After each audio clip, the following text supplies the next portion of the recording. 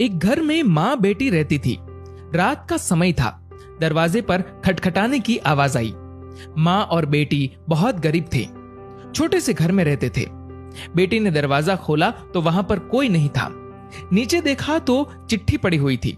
बेटी ने चिट्ठी खोलकर पढ़ी तो हाथ कांपने लग गई और जोर से चिल्लाई, माँ इधर आओ। चिट्ठी में लिखा था, बेटी मैं तुम्हारे घर आऊंगा तुमसे और तुम्हारी माँ से मिलने, और नाम की जगह नीचे लिखा था भगवान। माँ ने कहा, ये शायद हमारी गली के किसी लड़के ने तुम्हें छेड़ने के लिए बहुत ही गंदी शरारत की है। लेकिन बेटी को माँ की बात पर यकीन ही नहीं हो रहा था। बेटी बोली, माँ पता नहीं क्यों मुझे ये सच लग रहा है। माँ को मनाकर बेटी और माँ दोनों तैयारी में लग गई। घर भले ही छोटा सा था लेकिन दिल बहुत अमीर। घर पर एक चटाई थी मेहमानों के लिए। वह ट्रंक से निकालकर बिछा दी और रसोई घर में जाकर देखा तो खाने का एक दाना नहीं था। बेटी और माँ दोनों गहरी सोच में पड़ गए कि यदि भगवान सच में आ गए तो खाने में कुछ नहीं दे पाएंगे। आगे पीछे का कुछ नहीं सोचा। बचत के 300 रुपए बेटी के पास थे। पैसे लेकर वे दोनों छाता और कंबल लेकर किराने की दुकान के लिए निकल पड़े। बारिश होने वाली थी और ठंड भी बहुत ज्यादा थी। एक पैकेट दूध, एक मिठाई का बॉक्स और कुल 200 रुपए की चीजें खरीदकर वापस लौटने के लिए ऑटो ले लिया, क्योंकि उन्हें लगा शायद भगवान घर पर पहुंच गए होंगे। घर से थोड़ी दूर पहुंची तो देखा कि जोर से बारिश शुरू हो गई और सड़क किनारे एक पति पत्नी खड़े थे। ऑटो पास से गुजरा तो लड़के ने देखा उनके हाथ में छोटा बच्चा रो रहा था। स्थिति कुछ ठीक नहीं लग रही थी। ऑटो घर के दरवाजे पर पहुंचा।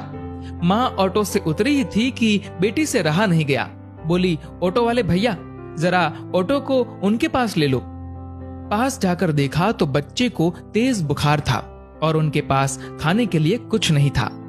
एक तरफ भगवान घर पर आने वाले हैं और दूसरी तरफ ये समस्या। बेटी ने सोचा, भगवान को मना लूंगी, लेकिन यदि इन्हें ऐसे ही हाल में छोड़ दिया गया तो भगवान बिल्कुल भी माफ नहीं करेंगे। बेटी ने जो जो खरीदा था सब उनके हाथ में थमा दिया और तो और बचे हुए 50 रुपए भी दे दिए और बोली, अभी मेरे पास इतने ही हैं, इसलिए रख लीजिए। बारिश हो रही थी तो छाता भी दे दिया और बच्चे को ठंड ना लगे इसलिए कंबल भी दे दिया। वहां से फटाफट घर पहुंची, ये सोचकर कि भगवान आ गए होंगे।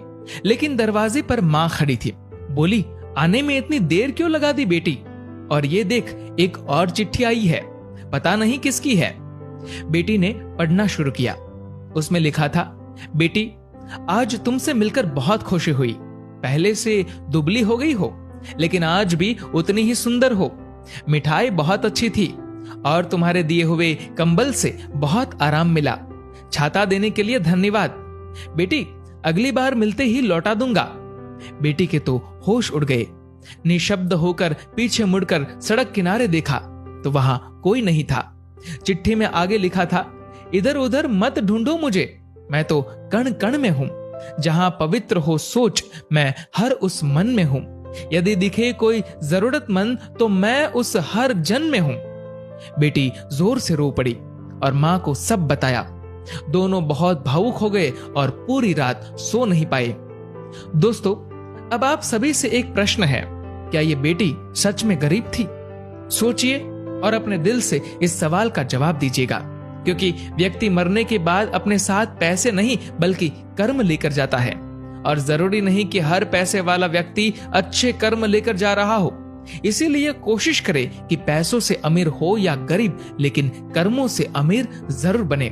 दोस्तों, इस कहानी को लेकर आपकी क्या राय है, नीचे कमेंट करके जरूर बताएगा। और अगर आपको ये वीडियो अच्छा लगा हो तो इस वीडियो को लाइक करेगा और शेयर करेगा। और ऐसे ही और भी इंस्पिरेशनल वीडियोस के लिए सब्सक्राइब करें हमारे यूट्यूब चैनल को और फेसबुक पर फॉलो करें हमारे पेज को। धन्यवाद।